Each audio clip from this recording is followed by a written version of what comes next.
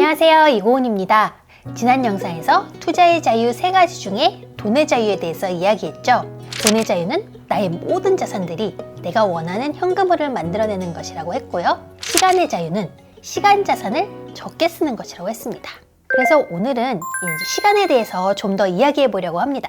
시간은 행복, 사랑, 이런 것처럼 누구나 잘 알고 있다고 생각은 하지만 막상 설명해봐 하면 쉽지 않은 거죠. 그래서 수많은 철학자들, 과학자들이 시간이 무엇인지 정의하려고 시도했지만 아직까지도 아주 명확한 정답은 없는 것 같아요. 우리의 거위 농장에서 자산 거위는 크게 돈 자산 거위 그리고 시간 자산 거위로 구분하고 있습니다. 그래서 오늘은 물리학에서 나오는 열역학 제2법칙에서 그리고 생물학에서 그리고 투자의 관점에서 우리가 시간을 어떻게 바라보고 있는지 그리고 현금 흐름을 이용해서 시간 자산의 가치를 어떻게 측정하는지에 대해서 이야기를 해볼 거예요. 나의 시간 자산 가치를 측정하면 앞으로 시간의 자유를 위해서 나의 시간 자산 그리고 전체 거위 농장의 자산을 어떻게 구성해야 할지 여러분이 좀 더 이해하실 수 있게 될 겁니다. 그래서 오늘은 투자하면서 이런 것까지 싶은 조금 낯설고 생소한 이야기들이 나올 수 있는데 마음을 열고 들어주시기 바랍니다.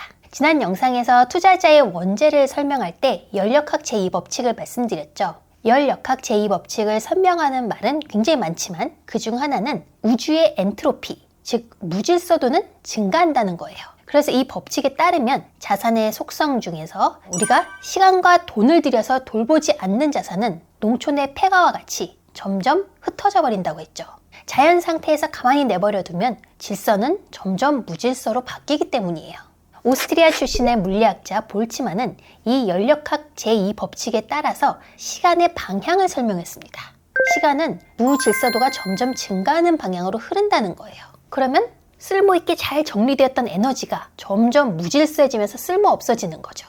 예를 들면 자동차는 연료에 쓸모있는 화학에너지 일부를 자동차를 움직이는 데 쓰지만 나머지는 엔진을 뜨겁게 만든다든지 우리가 봤을 때 쓸모없는 에너지로 변해버립니다. 지금 이 순간에도 우리 몸 안에서 수없이 반복되고 있는 게 있어요. 우리의 몸이 에너지를 얻는 과정에 핵심 역할을 하는 ATP, 이거는 생명현상의 화폐라고 불립니다. 신체 에너지 대사에 관여하는 에너지원이 경제학에서 주로 쓰는 용어인 화폐라고 불리는 게 저는 굉장히 신기했습니다. 우리 경제 시스템에서 화폐는 자산에 교환하는 매개 역할을 하는데 이 ATP도 이와 비슷하게 에너지 교환 매개 역할을 하기 때문에 그렇게 불리는 것 같아요.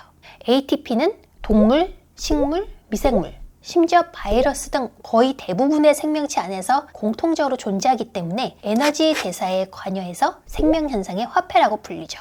이 ATP가 ADP로 바뀌었다가 다시 ATP가 되고 이 과정을 무수히 반복하면서 에너지를 저장하고 방출해내요. 우리가 시간을 쓴다는 것, 이거는 ATP에서 나오는 쓸모있는 에너지를 쓰는 것과 같죠. 우리가 일반적으로 화폐를 쓰는 거는 돈을 쓰는 거라고 생각을 합니다. 우리의 시간은 우리의 신체 에너지 대사에서 ATP를 쓰는 것이고 이거는 생명현상의 화폐를 쓰는 겁니다. 결국 돈을 쓰는 것, 그리고 시간을 쓰는 것, 본질은 같습니다. 우리가 쓸 수 있는 돈과 시간은 모두 쓸모있는 에너지가 모인 자산이죠. 따라서 투자는 결국 쓸모있는 에너지를 잘 모아가는 과정이라고 할 수 있습니다. 열역학 제2법칙, 그리고 생명 에너지 대사에 관여하는 화학물질 ATP 이야기까지 오늘 말씀드린 이유는 우리의 시간을 쓰는 것은 결국 생명현상의 화폐를 쓰는 것과 같기 때문에 돈을 쓰는 것과 마찬가지로 또는 그 이상으로 소중히 여겨야 한다는 걸 알려드리고 싶어서였습니다. 그렇다면 내가 쓸 수 있는 시간을 시간 에너지로 표현하면 시간 에너지로 우리는 무엇을 할까요? 우리에게 주어진 시간 에너지를 현금 흐름이 나오는 시간 자산으로 바꾸려면 우리는 노력해서 품질 좋은 자산을 만들어야죠.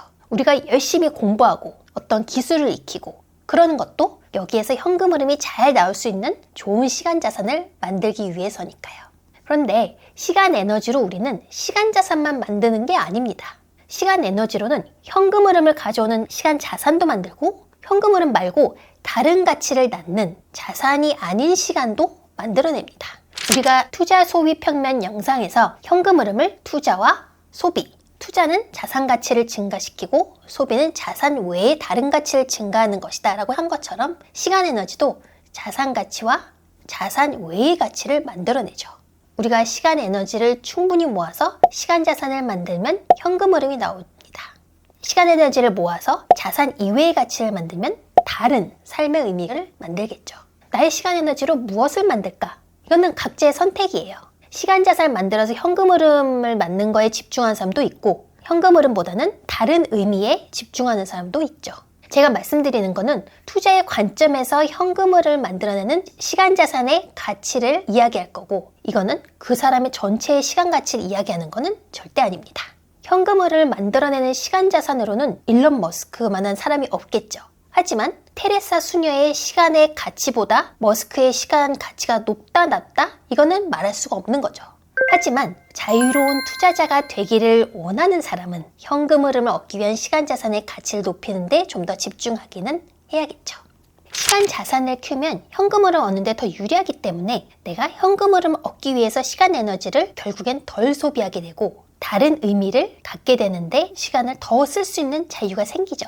IC는 전체 시간 에너지 중에서 현금 흐름 얻는 데 쓰는 에너지 비중이 더 적습니다. 의미를 만드는데 원한다면 더 많은 시간 에너지를 보낼 수 있기 때문에 시간의 자유가 있는 거예요. 우리가 가진 시간 자산의 가치를 어떻게 구할 수 있을까요?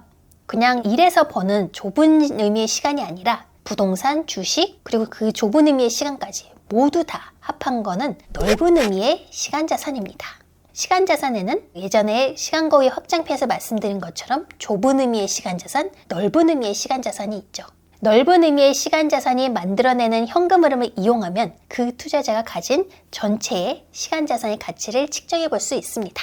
총 자산은 순자산과 레버리지로 구성되어 있어요. 자산과 레버리지는 각각 또 돈과 시간으로 나눌 수 있기 때문에 순자산은 순시간 자산, 순돈 자산, 그리고 레버리지는 시간 레버리지, 돈 레버리지로 나뉩니다. 우리는 모두 이 4가지 종류의 에너지를 모두 잘 배치해서 현금 흐름을 얻으려고 하는 투자자예요. 그러면 다음 영상에서는 오늘 말씀드렸던 내용을 바탕으로 이 4가지 자산 구성을 어떻게 가져가야 우리가 원하는 시간의 자유에 가까워질 수 있는지, 그리고 시간 자산의 가치를 구해서 현금 흐름 도표에 반영해보는 방법에 대해서 더 알아보도록 하겠습니다. 고맙습니다.